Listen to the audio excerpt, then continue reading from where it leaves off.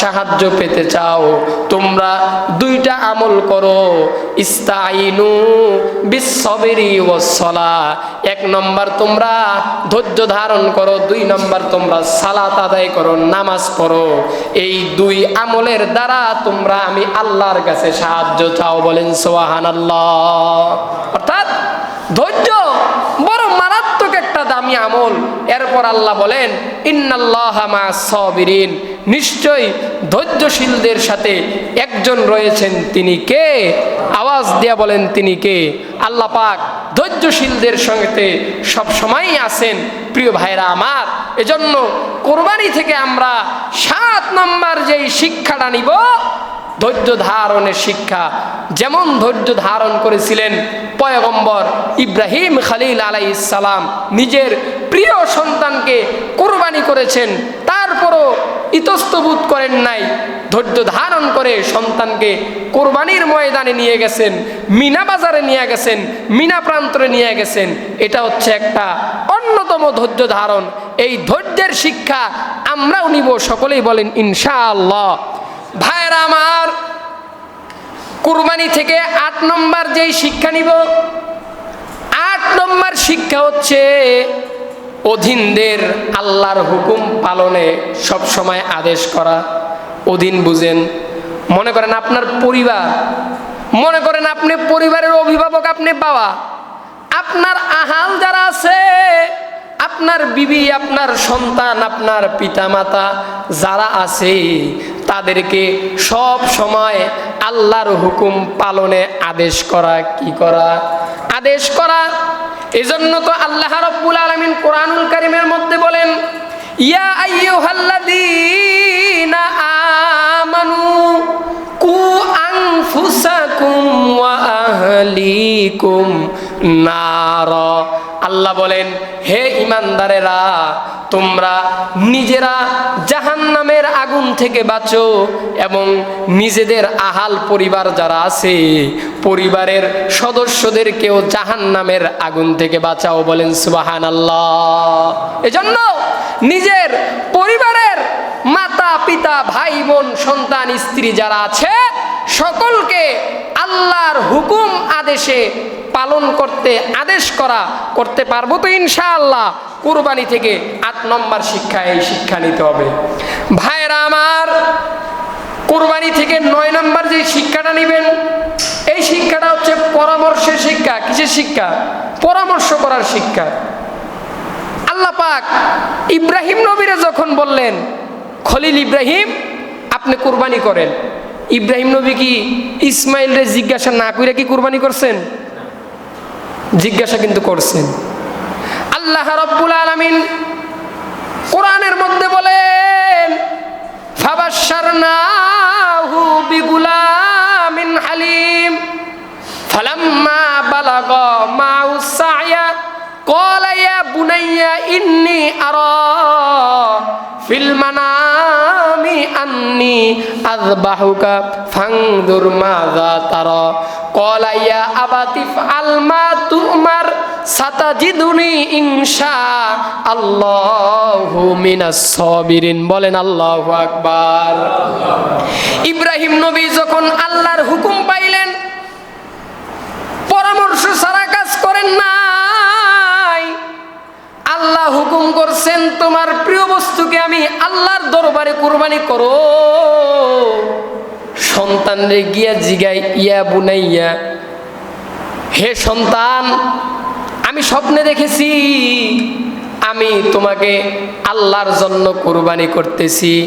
সন্তান ডাক দিয়া বলে ক্বালা ইয়া আবাতি ফাআল মা তু'মার সাতাজিদুনি ইনশাআল্লাহু মিনাস সাবিরিন। বলেন সুবহানাল্লাহ। সন্তান ডাক দিয়া বলে বাবা আপনি স্বপ্নে দেখছেন? ওগো বাবা, আমি তো জানি আপনি হলেন আল্লাহর পয়গম্বর, পয়গম্বরদের স্বপ্ন কখনো মিথ্যা হতে পারে না। ওগো বাবা, আপনি আপনার কাজ করে ফেলেন, নিশ্চয়ই আপনি আমাকে ধৈর্যশীলদের মধ্যে পাবেন। বলেন সুবহানাল্লাহ। এজন্য আমরা কুরবানি থেকে 9 নম্বর যে শিক্ষাটা নিব, সেই শিক্ষাটা হচ্ছে পরামর্শ করার শিক্ষা। আমরাও আমাদের সামাজিক জীবনে যত রকম কাজ করব আমরা পরামর্শ করে করব। কি করে করব? পরামর্শ করে করব। করতে পারবো তো ইনশাআল্লাহ। আল্লাহ তাআলা এই 9 নম্বর শিক্ষাটা নেওয়ার তৌফিক দান করুন, সকলে বলেন আমিন। ভাইয়েরা আমার, কুরবানি থেকে আমরা 10 নম্বর যেই শিক্ষাটা নিব, এটা অত্যন্ত দামি একটি শিক্ষা। এই শিক্ষাটার নাম হচ্ছে তাকওয়ার শিক্ষা। কিসের শিক্ষা? তাকওয়ার শিক্ষা। তাকওয়া এটা হচ্ছে একটা আরবি শব্দ, এর বাংলা অর্থ হচ্ছে ভয় করা। কি করা? ভয় করা। এই যে ভয় করার একটা শিক্ষা, আল্লাহকে ভয় করার এই শিক্ষা, 10 নম্বর শিক্ষা হচ্ছে তাকওয়ার শিক্ষা। কিসের শিক্ষা? তাকওয়ার শিক্ষা।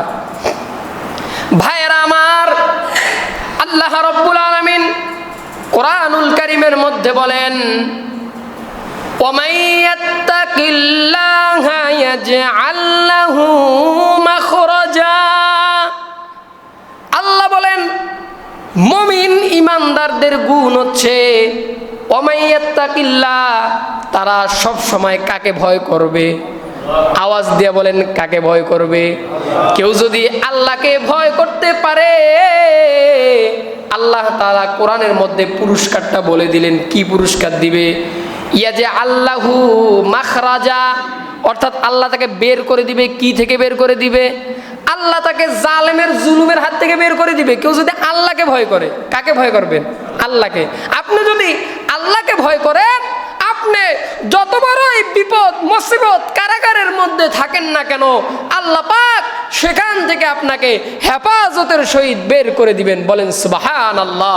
এবং আল্লাহকে ভয় করতে পারলে আল্লাহ পাক আপনাকে গায়বীভাবে রিজিকের ব্যবস্থা করে দিবেন। বলেন না সুবহানাল্লাহ। ওমাইয়ারযুকুহু মিন হাইসু লা ইয়াহতাসিব, আপনার রিজিক এমন ভাবে আসবে আপনি নিজেও বুঝবেন না যে কিরে এখান থেকে আমার টাকাটা আসলো কিভাবে, আমি তো নিজেও বুঝলাম না। ওই যে আপনি আমল করছেন, তাকওয়ার আমল, ওমাইয়াত্তাকিল্লাহ, আপনি হলেন তাকওয়াওয়ালা বান্দা হয়ে গেছেন। বিভিন্ন রাস্তা থেকে আপনার জন্য কি আসবে? বরকত আসবে। কি আসবে? বরকত আসবে।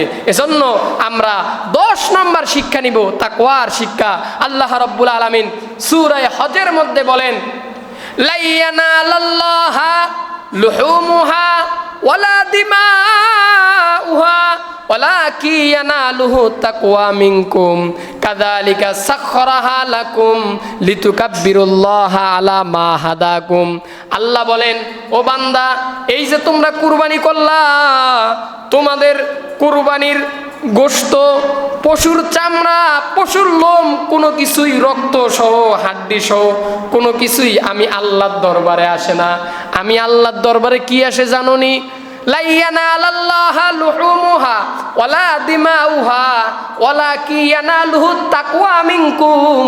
ওই যে তোমাদের একটা অন্তর তাকওয়া আছে, এই তাকওয়াটা আমি আল্লাহর দরবারে আসে। বলেন সুবহানাল্লাহ। এজন্য আপনি কুরবানি করেছেন ভাই, করেন আলহামদুলিল্লাহ, গোশত আপনি খান, কোনো সমস্যা নাই।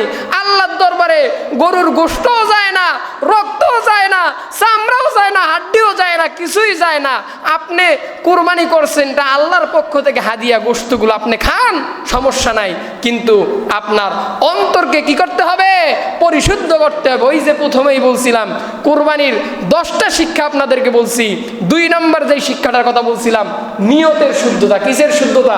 নিয়ত যদি আপনার ক্লিয়ার থাকে, সব কাজে আপনি, কে বরকত দিবেন? আপনাকে আল্লাহ পাক বরকত দিবেন। এজন্যই তো আল্লাহ রাসূল বলেন, ইন্নামাল আমালু বিন্নিয়াত, সমস্ত কাজ নিয়তের উপর নির্ভর করে। আপনার নিয়তটা যদি শুদ্ধ হয়ে যায়, দেখবেন সব কাজে আপনি বরকত পাবেন। আর নিয়তটা যদি অশুদ্ধ হয়ে যায়, তাহলে আপনি বরকত পাবেন না। কোরআনে তো আছে, কেউ যদি একটা ভালো কাজের নিয়ত করে, কাজটা যদি করতেও না পারে, আল্লাহ পাক সওয়াব দিয়ে দেয়। বলেন সুবহানাল্লাহ। মান জা বিল হাসানাতি ফালাহু আশরু বিআমসালিহা। কেউ যদি একটা আমল করার নিয়ত করে, নিয়ত করছে, আল্লাহ পাক 10টা সওয়াব দিয়ে দেয়। বলেন সুবহানাল্লাহ। আপনি মনে করেন একটা নিয়ত করলেন যে মসজিদে একটা ফ্যানের দরকার, ফ্যানটা দিলাম, ফ্যানটা দিমু আমি, এরকম একটা নিয়ত করছেন 1 মাস আগে, যে আমি যদি বেতন পাই তাইলে ওই যে মসজিদের মধ্যে আমি একটা ফ্যান দিমু, মসজিদে আমি 1000 টাকা দিমু, এরকম একটা ভালো নিয়ত করছেন, কিন্তু আপনি এটা দিতে পারলেন না একটা সমস্যার কারণে। কিন্তু আল্লাহর রাসূল বলেন আল্লাহ পাক চাহে তো ওই যে একটা ফ্যান দেওয়ার একটা নিয়ত করছেন, ওই ফ্যান দেওয়ার সওয়াব আল্লাহ আপনাকে দিয়ে দিবে। বলেন সুবহানাল্লাহ। এজন্য আমাদের নিয়তকে সবসময় শুদ্ধ রাখতে হবে। সকলে বলেন ইনশাআল্লাহ। প্রিয় ভাইরা আমার, তাই আসুন এই যে কুরবানি থেকে যেই 10টা শিক্ষার কথা আপনাদেরকে বললাম, এই শিক্ষাগুলো নিয়ে আমরা আমাদের জীবনকে সুন্দরভাবে পরিচালনা করব। সকলে বলেন ইনশাআল্লাহ। আর একবার বলেন ইনশাআল্লাহ। আল্লাহ তাআলা যতটুকু আমল করলাম সর্বপ্রথম আমাকে এবং আপনাদেরকে আমল করার তৌফিক দান করেন। সকলে বলেন আমিন। ওয়া আখির দাওয়ানা আলহামদুলিল্লাহি রাব্বিল আলামিন। যারা কবর জুমা সুন্নাত চালায়